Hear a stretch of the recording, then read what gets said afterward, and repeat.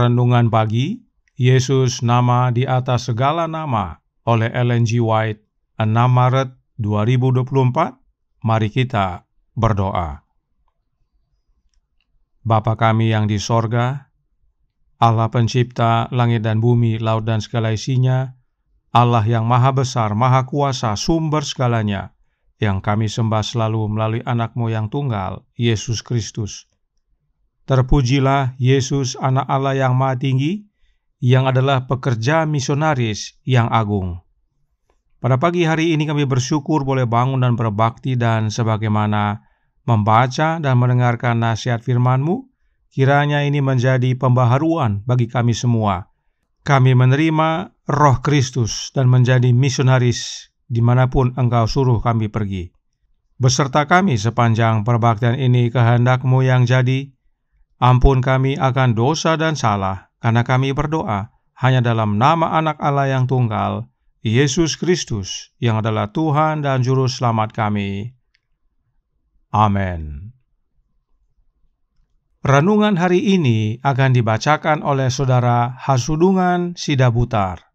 Kepada Saudara Sudung, kami persilahkan. Selamat pagi. Bacaan renungan pagi hari ini berjudul Pekerja Misionaris yang Agung. Ayat inti terdapat di dalam Yohanes 6 ayat 38. Demikian firman Tuhan. Sebab aku telah turun dari sorga bukan untuk melakukan kehendak-Ku, tetapi untuk melakukan kehendak Dia yang telah mengutus aku. Kebutuhan terbesar dunia adalah usaha yang dikuduskan demi keselamatan jiwa-jiwa. Melalui kepenuhan kuasa-Nya, Kristus rindu untuk menguatkan umat-Nya, sehingga melalui mereka seluruh dunia akan dikelilingi oleh suasana kasih karunia. Ketika umat-Nya menyerahkan diri mereka dengan sepenuh hati kepada Allah, berjalan di hadapan-Nya dengan kerendahan hati dan iman, Yesus akan melaksanakan tujuan kekal-Nya melalui mereka, memampukan mereka untuk bekerja secara harmonis dalam memberikan kepada dunia kebenaran seperti yang ada dalam Yesus.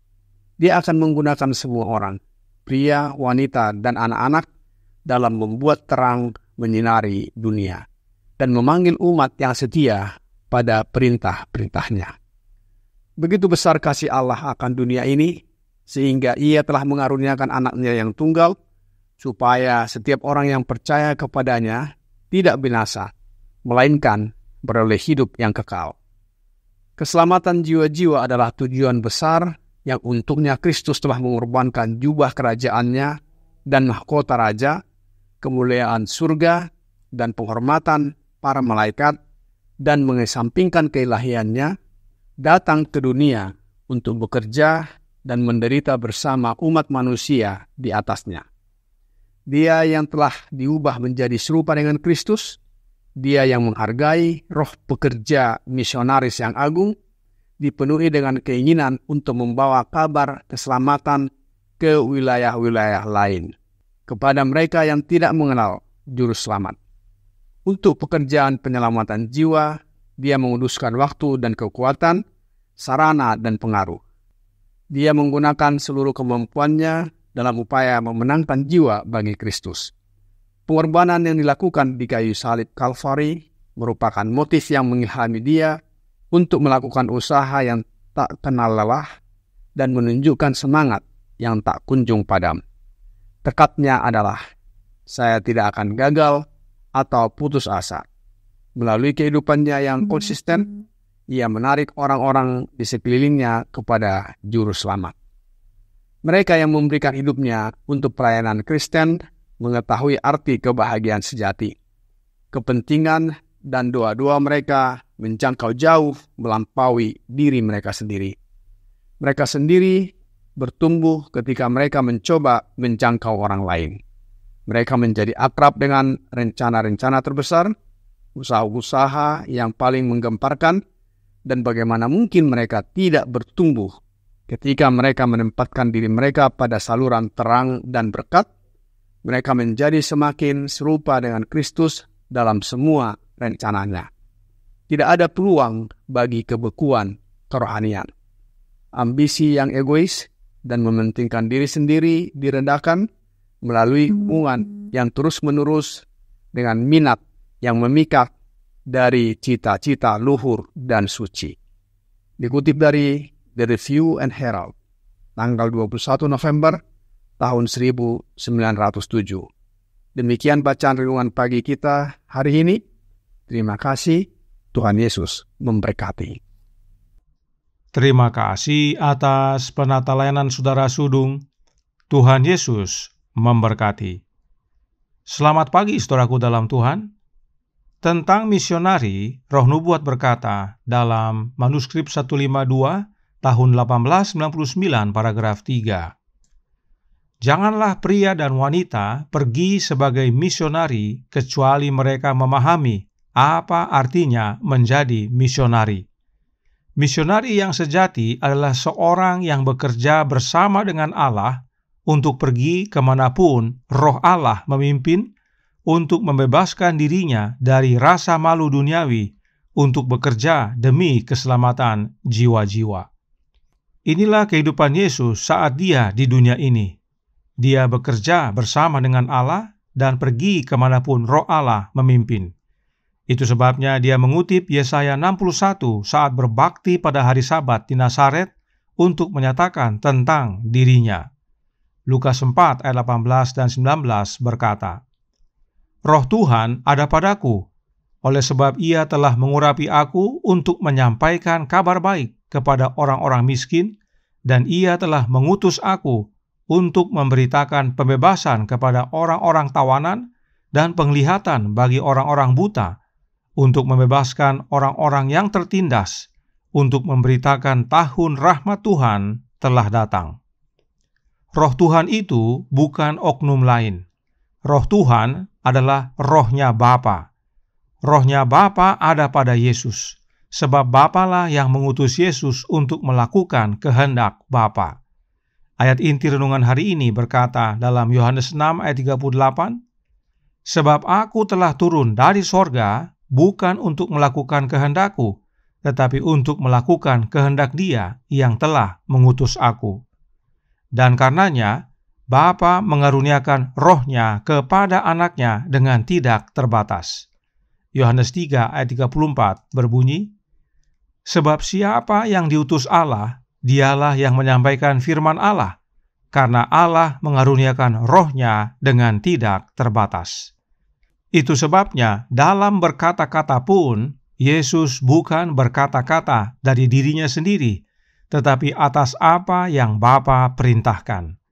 Yohanes 12 ayat 49 berkata, Sebab aku berkata-kata bukan dari diriku sendiri, tetapi Bapa yang mengutus aku, Dialah yang memerintahkan aku untuk mengatakan apa yang harus aku katakan dan aku sampaikan.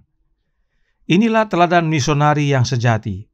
Bapa yang mengutus tidak membiarkan anaknya sendirian, tetapi Bapa menyertai anaknya oleh kehadiran Roh Bapa di dalam anaknya, agar melakukan kehendak Bapa dan menyampaikan perkataan yang Bapa perintahkan untuk disampaikan.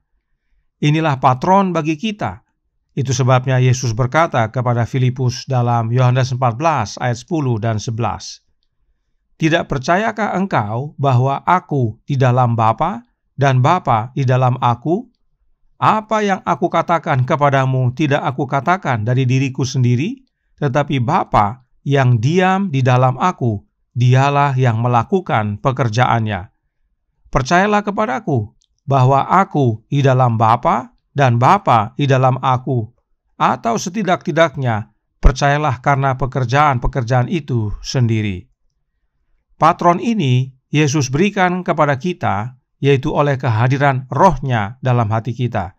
Sebab bila Roh Kristus dalam hati kita, maka kita menjadi misionari sejati. Sebab oleh kehadiran Kristus dalam hati kita, Bapa pun tinggal di dalam kita. Baca Yohanes 14 ayat 20 dan Yohanes 17 ayat 21. Maka renungan hari ini berkata dalam Jesus Name Above All Names, halaman 74 paragraf 3.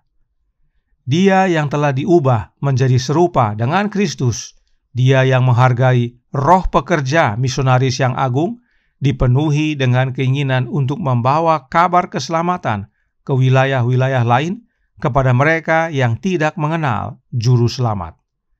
Pekerja misionaris yang agung adalah Yesus. Maka roh pekerja misionaris yang agung adalah rohnya Yesus atau roh Kristus. Dan bila kita memiliki roh pekerja misionaris yang agung, maka kita menjadi misionari ke tempat-tempat yang belum mengenal Yesus. Sebab memang The Great Controversy halaman 70 paragraf 2 berkata, Roh Kristus adalah roh misionaris. Dorongan pertama dari hati yang diperbaharui adalah membawa orang lain juga kepada Juru Selamat. Inilah pentingnya menerima Roh Kristus untuk menjadi misionari sejati. Sebab dengan menerima Roh Kristus, kita menerima Bapa tinggal dalam hati kita, dan itulah kebutuhan kita yang terutama untuk menjadi misionari. Karena misionari adalah dia yang bekerja sama dengan Bapa dan melakukan kehendak Bapa, serta mau dipimpin oleh Bapa. Karena demikianlah Yesus, sang misionaris yang agung. Tuhan memberkati, saya bawa dalam nama Yesus. Amin. Mari kita berdoa. Bapa kami yang di sorga, Allah pencipta langit dan bumi, laut dan segala isinya, Allah yang maha besar, maha kuasa, sumber segalanya, yang kami sembah selalu melalui anak-Mu yang tunggal, Yesus Kristus. Terima kasih atas panggilan bagi kami semua untuk menjadi misionari-Mu, agar mengabarkan tentang Juru Selamat kepada mereka yang belum mengenal Yesus. Dan untuk itu penting bagi kami untuk menerima roh pekerja misionaris yang agung, yaitu rohnya Yesus. Karenanya tolong kami ya Bapa, curahkan roh anak-Mu dalam hati ini, dan biarlah masing-masing kami mau membuka hati, sehingga Kristus masuk dan hadir dalam hati kami, menguasai hidup kami, dan sebagaimana Bapa bekerja dalam hidupnya, Yesus juga bekerja dalam hidup kami. Dan dengan demikian Bapa pun turut bekerja dalam kehidupan ini. Kami menjadi saksi-Mu dimanapun kami berada, mengabarkan tentang Yesus, anak-Mu yang kekasih. Beserta kami sepanjang hari ini kehendak-Mu yang jadi, ampun kami akan dosa dan salah, karena kami berdoa hanya dalam nama Anak Allah yang tunggal, Yesus Kristus, yang adalah Tuhan dan Juru Selamat kami. Amin.